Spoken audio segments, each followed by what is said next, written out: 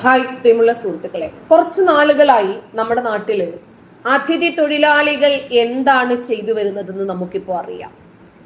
ഈ 5 വയസ്സ് മാത്രം പ്രായമുള്ള ചാന്ദിനി എന്ന പെൺകുട്ടിയെ കൊണ്ടുപോയി ക്രൂരമായി ബലാത്സംഗം ചെയ്തു കൊന്ന് ഒരു ചാക്കിനകത്ത് കെട്ടിയെറിഞ്ഞത് അഷ്ഫാഖ് ആലം എന്ന അന്യസംസ്ഥാന തൊഴിലാളിയായിരുന്നു.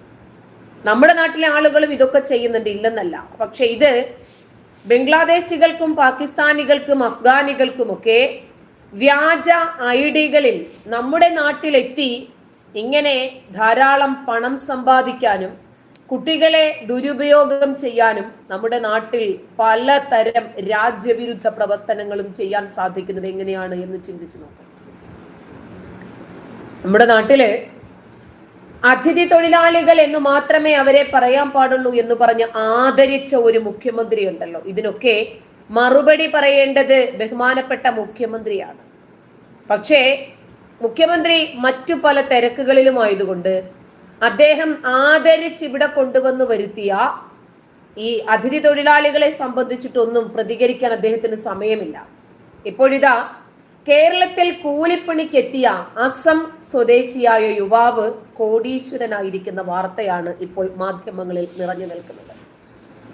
ദേശീയപാതയുടെ നിർമ്മാണ സാമഗ്രികള് മോഷ്ടിച്ച് വിറ്റ് ഈ യുവാവ് സ്വന്തമാക്കിയത് കോടികളാണ്. ഇതിപ്പോൾ പോലീസ് കണ്ടെടുത്തിരിക്കുന്നു. എത്ര ഗുരുതരമായ തെറ്റാണ് ഇവര് ചെയ്യുന്നതെങ്കിലും ശരി, ഇവരെ ലളിതവൽക്കരിച്ച് വിഷയം സാമാന്യവൽക്കരിക്കാൻ ശ്രമിക്കലാണ് നമ്മുടെ നാട്ടിലെ മീഡിയകളൊക്കെ ചെയ്യുന്നത്. ഇത് ശ്രദ്ധിക്കേണ്ടത് നമ്മുടെ നാട്ടിലെ ബഹുമാനപ്പെട്ട മുഖ്യമന്ത്രിയാണ്. അതാ ഞാൻ ആദ്യം തന്നെ പറഞ്ഞത്, അദ്ദേഹം തിരക്കിലാണ്. പ്രത്യേകിച്ച് ഇതുപോലെയുള്ള കാര്യങ്ങൾ, രാജ്യത്തെ സംബന്ധിക്കുന്ന, രാജ്യ പുരോഗതിയെ ബാധിക്കുന്ന ഇതൊന്നും നോക്കാൻ അദ്ദേഹത്തിന് നേരമില്ല. അദ്ദേഹത്തെ പറഞ്ഞിട്ടും കാര്യമില്ലല്ലോ. വയസ്സും പ്രായവും ഒക്കെ ആയി. പിന്നെ അദ്ദേഹത്തിൻ്റെതായിട്ടുള്ള ഒരുപാട് തിരക്കുകളും ഉണ്ടാകുമല്ലോ. ഈ നാടിനെ മാത്രം നോക്കിക്കൊള്ളാമെന്ന് അദ്ദേഹം പ്രതിജ്ഞയൊന്നും ചെയ്തിട്ടില്ലല്ലോ. ചെയ്തിട്ടുണ്ടെങ്കിൽ തന്നെയും അത് പാലിക്കപ്പെടണമെന്ന് നിർബന്ധവും ഇല്ലല്ലോ. എന്തായാലും ശരി, ഈ യുവാവ് ഉൾപ്പെടെ 5 പേരാണ് കോഴിക്കോട് പോലീസിന്റെ പിടിയിലായിരിക്കുന്നത്. പന്തീരങ്കാവ് പോലീസ് പുലർച്ചെ നടത്തിയ പട്രോളിങ്ങിനിടയിലാണ് കോടിക്കണക്കിന് രൂപയുടെ കവർച്ചയുടെ ചുരുളുകൾ അഴിഞ്ഞു തുടങ്ങുന്നത്. റോഡരികിലെ ഒരു സൈക്കിൾ റിക്ഷ ശ്രദ്ധയിൽപ്പെട്ടു. അങ്ങനെ പോലീസ് സംഘത്തിന് എന്തോ ഒരു പന്തികേട് പോലെ തോന്നി പരിശോധന നടത്തി. ആ സമയത്ത് കണ്ടെത്തിയതാണ് നിറയെ ദേശീയപാത നിർമ്മാണ സാമഗ്രികളായിരുന്നു ആ ഓട്ടോറിക്ഷ നിറയെ. എങ്ങനെയാണ് ഇത് സംഭവിച്ചത് എന്നോ ഇവർക്ക് ഇതിനുള്ള ധൈര്യം ആരാണ് നൽകിയതെന്നോ ഇതിന് പിന്നിൽ മറ്റേതെങ്കിലും മാഫിയ പ്രവർത്തിക്കുന്നുണ്ടോ എന്നതുമൊക്കെ പോലീസിന് പുറത്തുവിടേണ്ടുന്ന വസ്തുതകളാണ്. മുഖ്യപ്രതി ഈ മുനവ്വർ അലിയും കൂട്ടാളികളുമാണ്. ഇവരെ കവർച്ച ചെയ്ത് കൊണ്ടുപോകുകയാണ് എന്ന് മനസ്സിലാക്കിയ പോലീസ് ഇവരുടെ താമസ സ്ഥലത്തെത്തി കൂടുതൽ അന്വേഷണത്തിന് ഉത്തരവിട്ടു. കൂടുതൽ അന്വേഷിക്കാൻ നിർബന്ധിതരായി. ഒരു സ്ത്രീ ഉൾപ്പെടെ 3 പേരെ കൂടിയാണ് പോലീസ് കസ്റ്റഡിയിലെടുത്തത്. മോഷണ മുതലുകൾ സൂക്ഷിക്കാൻ പ്രതികൾ 60,000 രൂപ വാടകയുള്ള ഗോഡൌണും വിലക്കെടുത്തിരുന്നു. ഇവിടെ നിന്ന് 9 ലക്ഷം രൂപയുടെ മോഷണ സാധനങ്ങളാണ് പോലീസ് പിടികൂടിയത്. മിക്കതും ദേശീയപാത നിർമ്മാണ സാമഗ്രികളായിരുന്നു.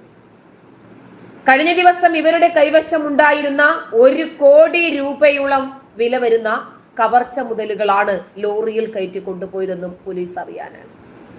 അപ്പൊ ഈ ലോറിയിൽ കയറ്റി 1 കോടി രൂപയുടെ മുതല് ഇവരെങ്ങോട്ടാണ് കൊണ്ടുപോയത്, ആർക്കാണിത് കൊടുത്തത്, ആരാണിത് വാങ്ങിയത്, ഒരുപാട് വിഷയങ്ങൾ ഇനിയും ചുരുളുകൾ അഴിഞ്ഞു പുറത്തു വരാനുണ്ട്.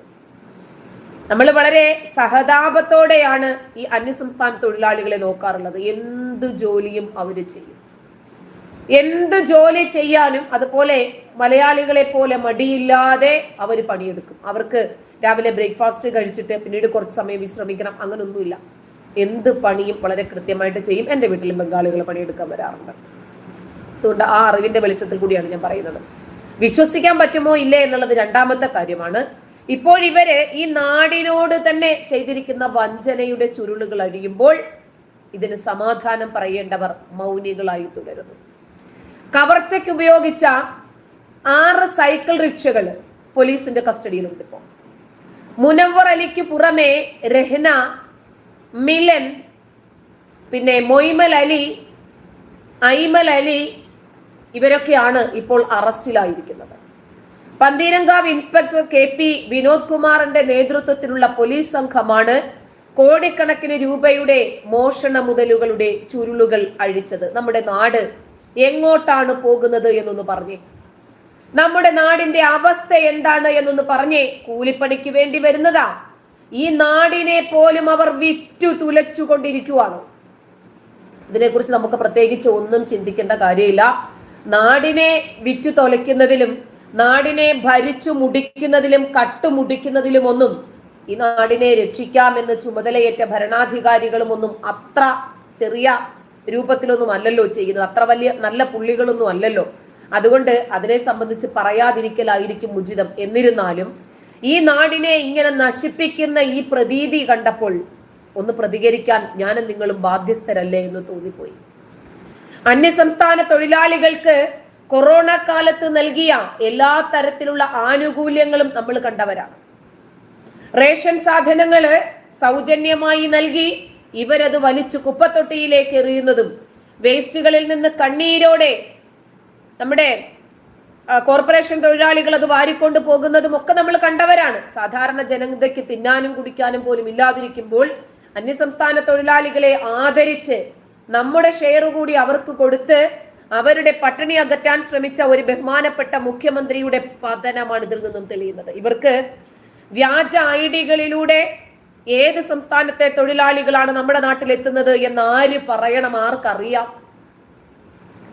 പിന്നെ നാടിനെ കട്ടുമുടിച്ച് എങ്ങനെയെങ്കിലും അധികാരം നിലനിർത്തണം എന്ന അധികാര മോഹം, അധികാര തിമിരം മാത്രം തലച്ചോറിൽ ബാധിച്ചിരിക്കുന്ന ഈ ഭരണവർഗത്തോട് നമ്മളിത് പറഞ്ഞിട്ട് കാര്യമില്ല. ഇപ്പൊ അദ്ദേഹത്തിനെതിരെ അദ്ദേഹത്തിന്റെ പാർട്ടിക്ക് അകത്ത് നിന്ന് തന്നെ വലിയ രൂപത്തിലുള്ള പ്രതികരണങ്ങളും വിമർശനങ്ങളും ഉയർന്നുകൊണ്ടിരിക്കുക. അതുകൊണ്ട് ബഹുമാനപ്പെട്ട മുഖ്യമന്ത്രിയുടെ കസേര ആടി തുടങ്ങിയിരിക്കുന്നു. CPM ജില്ലാ നേതൃയോഗങ്ങളിൽ മുഖ്യമന്ത്രി പിണറായി വിജയനെതിരെ ഉയരുന്ന ഭയങ്കരമായ വിമർശനങ്ങളില് അദ്ദേഹത്തിന് അതൃപ്തി ഉണ്ടാകാം. സ്വാഭാവികമല്ലേ? നമ്മളെ കുറിച്ചിട്ട് ആരെങ്കിലും എന്തെങ്കിലും വിമർശിച്ച് പറയുമ്പോൾ നമുക്ക് സന്തോഷം ഉണ്ടാകുക. തന്നെയുമല്ല, നമ്മൾ ചെയ്യുന്ന ചില ഹിഡൻ അജണ്ടകൾ നമ്മുടെ അണികൾ തന്നെ മനസ്സിലാക്കുന്നു, കണ്ടെത്തുന്നു. അവർ തന്നെ മാധ്യമങ്ങൾക്ക് മുമ്പിൽ അത് തുറന്നടിക്കുന്നു. അതൊന്നും സഹിക്കാനുള്ള കരുത്ത് ഈ വയസ്സുകാലത്ത് അദ്ദേഹത്തിന് ഉണ്ടാകുമെന്ന് തോന്നുന്നില്ല. എന്തായിരുന്നാലും വീണ്ടും അദ്ദേഹത്തിന്റെ പാർട്ടിയിൽ വിഭാഗീയത ഉണ്ടാകുന്നു എന്നാണ് മാധ്യമങ്ങൾ വിലയിരുത്തുന്നത്. പിണറായി ക്യാമ്പ് നടത്തുന്നു. ഇതിന് സംഘടനാ കരുത്തില് മുളയിലെ നുള്ളാനാണത്രേ തീരുമാനം. CPM-ന് തുടർ ഭരണം നൽകിയ മുഖ്യമന്ത്രിയെ ലക്ഷ്യമിടുന്നത് വ്യക്തമായും ചിലരാണ് എന്ന് പറയപ്പെടുന്നു. KK ശൈലജയെ മുഖ്യമന്ത്രിയായി ഉയർത്തിക്കാട്ടുന്നതിന് വേണ്ടിയാണ് ഇപ്പോൾ ഒരു അണിയറയിലെ ശ്രമം. പിണറായിയുടെ നേതൃത്വം ഉണ്ടെങ്കിലേ വീണ്ടും അധികാര തുടർച്ച കിട്ടൂ എന്നാണ് CPM-ലെ കമ്മ്യൂണിസ്റ്റുകളുടെ ഒരു വിഭാഗത്തിന്റെ നിലപാട്. എറണാകുളത്തും പത്തനംതിട്ടയിലും കണ്ണൂരിലുമൊക്കെ ലോക്സഭാ തോൽവിയുടെ ഉത്തരവാദി പിണറായി ആണ് എന്ന തരത്തിലാണ് മറ്റൊരു ഭാഗത്ത് ചർച്ചകൾ ഉയർന്നുകൊണ്ടിരിക്കുന്നത്. കണ്ണൂരിലേത് അതിരുവിട്ട പ്രതികരണമാണ് എന്ന നിലപാടും മുഖ്യമന്ത്രി പറയുന്നുണ്ട്. KK ശൈലജയെ മുഖ്യമന്ത്രിയായി കാണാൻ ആഗ്രഹിക്കുന്ന ജനമുണ്ട് എന്ന് സംസ്ഥാന സമിതി യോഗത്തിൽ P ജയരാജൻ പറഞ്ഞതാണ് ഇപ്പോൾ പുകഞ്ഞുകൊണ്ടിരിക്കുന്നത്. ഇതും വ്യാപകമായി ചർച്ചയായിട്ടുണ്ട്. പാർട്ടിയിൽ വീണ്ടും വിഭാഗീയത തലപൊക്കാനുള്ള സാധ്യതയും മുന്നിൽ കാണുന്നുണ്ട്. ഇതിനെയാണ് പിണറായി വിഭാഗം ചെറുക്കാൻ ശ്രമിക്കുന്നത്.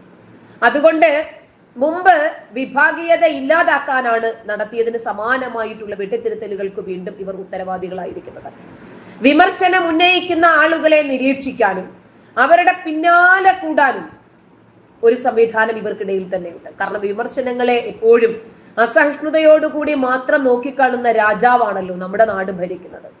അതുകൊണ്ട് ലോക്സഭയിൽ തോറ്റു, നിയമസഭയിൽ ജയിക്കാമെന്നാണ് ഇപ്പോൾ വിചാരിക്കുന്നത്. അതിനെന്തെങ്കിലും ഉണ്ടോ എന്നൊന്നും ചോദിക്കരുത്.